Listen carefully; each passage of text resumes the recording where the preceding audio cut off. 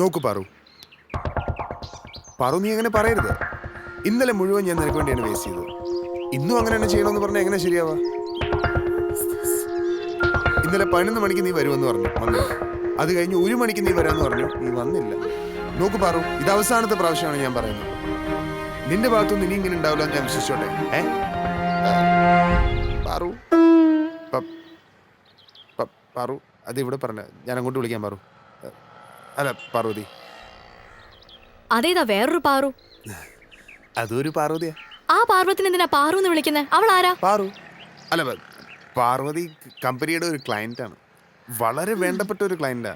നിന്നെ പാറു പാറു പാറു എന്ന് വിളിച്ചിട്ട് പാർവതിനെ വിളിക്കുമ്പോ എന്റെ വായിൽ പാറുന്നേ വരുള്ളൂ. എന്നാ പിന്നെ സാജൻ ബുദ്ധിമുട്ടുണ്ട, ആ പാറുവിനെ മാത്രം വിളിച്ചാ മതി. ഞാൻ പോവാ. അയ്യോ പാർവതി, അല്ല പാറു, അങ്ങനെ പറയില്ല പ്ലീസ്. വീണ്ടും പിണങ്ങാനുള്ള കാരണം നീ ഉണ്ടാക്കില്ല. ഞാനല്ലല്ലോ, സാജനല്ലേ ഉണ്ടാക്കിയത്. സാജന്റെ ഒപ്പം കറങ്ങാൻ വേണ്ടി റോഷനോട് കള്ളം പറഞ്ഞിറങ്ങി എന്നെ വേണം പറയാൻ. ഞാൻ പോവാ. അയ്യോ പാറു, ഞാനിനി അവളെ ഒന്നും വിളിക്കുന്നില്ല. അവളുമായുള്ള ഡീലിങ്സ് ഞാൻ കമ്പനിയിലെ മറ്റാരെങ്കിലും ഏൽപ്പിച്ചോളാം. അല്ലേ പോട്ടെ, ആ ക്ലയന്റിനെ ഇനി വേണ്ടെന്നേ ഞാൻ വെച്ചോളാം. എന്തേ പോരെ? ശരി, എന്താ പരിപാടി? നിനക്കൊരു ഗിഫ്റ്റ് വാങ്ങിച്ചെന്നല്ലോ എന്ന് ആലോചിക്കാം. ഗിഫ്റ്റോ? എന്ത് ഗിഫ്റ്റ്? അതൊക്കെ പറയാം, പോവാം.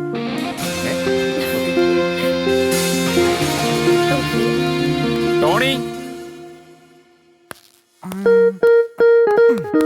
പോവാം. ഇത് എന്ത് വേഷോടത്? എന്താ കുഴപ്പം? കുഴപ്പം മാത്രമേ ഉള്ളൂ. കൂടെ നടക്കുന്ന ഞാനാണെന്നെങ്കിൽ ഓർക്കണ്ടേ? ഇത് അസൂയ. ഞാൻ കൂടെ നടന്ന എല്ലാവരും എന്നെ തന്നെ നോക്കുള്ളൂ എന്നുള്ള അസൂയ. പിന്നെ അസൂയ. ഇതുപോലെ സിമ്പിൾ ഡ്രസ് ധരിക്കുന്ന പുരുഷന്മാരെ പെൺപിള്ളേരെ ഇഷ്ടപ്പെടുന്ന കാലമൊക്കെ കഴിഞ്ഞ്. അതൊക്കെ പണ്ട്. ആ സത്യം.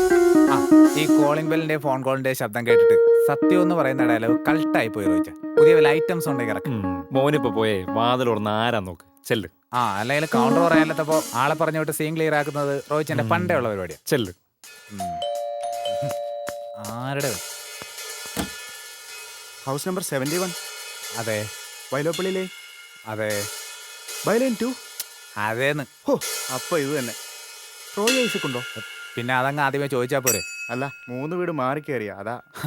റോയിച്ച, അളിയ എത്ര വർഷം കണ്ടിട്ട് ഒരു വിവരമില്ലല്ലോ. വിവരമില്ലെന്നുള്ളത് കണ്ടപ്പോഴേ മനസ്സിലായി. നീ ഈ വീടൊക്കെ എങ്ങനെ കണ്ടുപിടിച്ചു?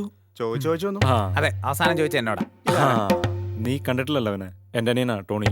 ഹലോ. എന്ത് ചെയ്യുന്നു? കുറച്ചു കാലമായിട്ട് ഒന്നും ചെയ്യുന്നില്ല. അപ്പൊ ഇപ്പൊ വാല് പറഞ്ഞല്ലോ. തമാശക്കാരനാണല്ലേ? റോയിച്ചന്റെ ബെസ്റ്റ് ഫ്രണ്ടാ. അതെങ്ങനെ മനസ്സിലായി? അല്ല, റോയിച്ചന്റെ തമാശ ഏതാണ്ട് ഇതുപോലെയൊക്കെ തന്നെ, സെയിം ലെവലാ അല്ലേ റോയിച്ച? അതൊക്കെ പോട്ടെ. ഇത് വിനു. ഇപ്പോ അല്ല, നീ ഇപ്പൊ എന്ത് ചെയ്യുക? എറണാകുളത്ത് തന്നെ ഒരു FM റേഡിയോയിൽ പ്രോഗ്രാം പ്രൊഡ്യൂസറാ. ഇപ്പോ FM-ൽ പ്രോഗ്രാം പ്രൊഡ്യൂസറാ. നീ പോയി കുടിക്കാൻ എന്തെങ്കിലും എടുത്തിട്ടോ. ചെൽ. നീ വേടാ.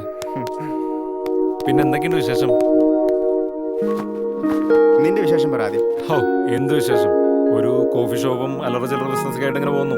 അല്ല, നിന്റെ മുഖത്ത് എന്തോ വലിയ സന്തോഷമുണ്ടല്ലോ. എന്താ കാര്യം? സന്തോഷം അത് തന്നെ. അത് പറയാൻ വേണ്ടിയാ ഞാൻ വന്നേ. നിനക്കറിയാലോ, സ്കൂളിൽ പഠിക്കുമ്പോൾ തൊട്ടുള്ള എൻ്റെ ഒരു ആഗ്രഹമായിരുന്നു ഒരു കല്യാണം കഴിക്കാന്നുള്ളത്. ഒടുവിൽ അത് ശരിയായി. അത് ക്ഷണിക്കാൻ വേണ്ടി വന്നതാ ഞാൻ. അപ്പൊ അത് സംഭവിക്കാൻ പോകുന്നു. വെറുതെ അല്ല, സന്തോഷം. സന്തോഷം ഉണ്ടാവാതിരിക്കുവോ? വീട്ടിൽ എന്ന് തുടങ്ങിയ നിർബന്ധമാ. അച്ഛൻ ഒരേ വാശി, നല്ലൊരു വരുമാനമായിട്ട് കല്യാണം കഴിച്ചാൽ മതിയെന്ന്. ഞാൻ ലോൺ എടുത്ത് കല്യാണം കഴിച്ചാലോ എന്ന് ആലോചിച്ചതാ. പിന്നെ FM-ൽ പണി റെഡിയായപ്പോ ഒന്നും നോക്കിയില്ല. അല്ല, നിനക്കെന്താ കല്യാണം കഴിക്കാൻ ഇത്ര ആഗ്രഹം? അതിപ്പോ ഓരോരുത്തർക്കും ഓരോ ആഗ്രഹം കാണില്ലേ. റോയിക്കാണ് ഹൈദരാബാദ് ബിരിയാണി കഴിക്കാനുള്ള ആഗ്രഹം, ചിലർക്ക് ഐസ്ക്രീം കഴിക്കാൻ ആഗ്രഹം, ചിലർക്ക് പൊറോട്ട കഴിക്കാൻ ആഗ്രഹം. അതുപോലെ എനിക്ക് കല്യാണം കഴിക്കാൻ ആഗ്രഹം. കൊടുക്ക്.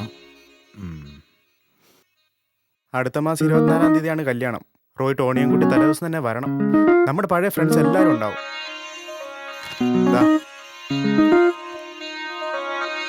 അഞ്ജന, നല്ല പേര്.